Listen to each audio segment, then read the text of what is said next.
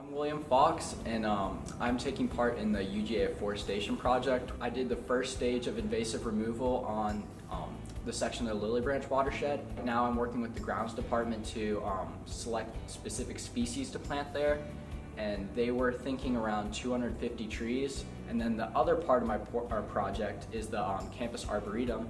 The goal of updating the campus arboretum is to then use that data to estimate the rate that UGA takes in carbon, estimate runoff reduction, estimate pollution reduction, and other ecological baseline factors.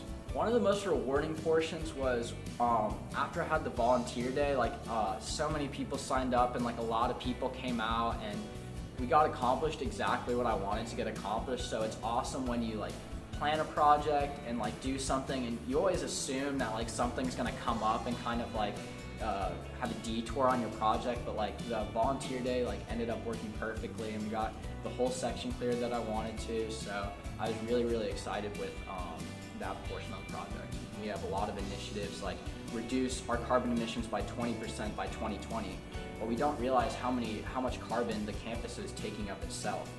And so I thought it would be really cool to kind of have an estimation or a baseline of how much carbon the campus takes in, because it was just, I got very inspired by my trip in New Zealand, and it was I travel so much and I do all these things and I'm learning, but how am I applying it to my local area and your local region that you walk through every single day? And I want to leave my mark anywhere and make sure that I do as much as I can, especially being at UGA, all the opportunities that you provide, all the grants that UGA has.